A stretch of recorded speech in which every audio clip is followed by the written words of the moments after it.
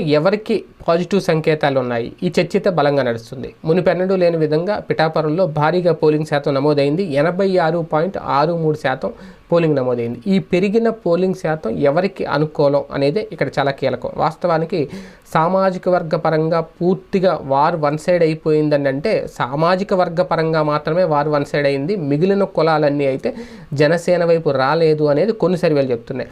కానీ ఆ సామాజిక వర్గ పరంగా చూసుకుంటే వచ్చిన ఓటింగ్ ఏదైతే ఉంటుందో అది పవన్ కళ్యాణ్ గెలిపిస్తుందా లేదా అనేది ఇక్కడ చాలా కీలకమైన అంశం. అలాగే మిగిలిన సామాజిక వర్గాల ఓటింగ్ పూర్తిగా అటు వెళ్ళదు, వైసీపీకి వెళ్ళదు, అలాగని జనసేనకి వచ్చే అవకాశం ఉండదు. ఖచ్చితంగా షేర్ అవుతుంది. ఇలా షేర్ అయినప్పుడు మిగిలిన కులాల ఓటు బ్యాంకు ఎక్కువగా ఎవరి వైపు అయితే ఉంటుందో వాళ్ళే గెలుస్తారు తప్ప కాపు సామాజిక వర్గం ఓటింగ్ కంప్లీట్గా వన్ సైడ్ అయినంత మాత్రాన గెలిచే పరిస్థితి లేదు అనేది. అలాగని కాపు సామాజిక వర్గంలో వైసీపీకి ఓట్లేని వాళ్ళు ఉంటారంటే ఖచ్చితంగా వైసీపీకి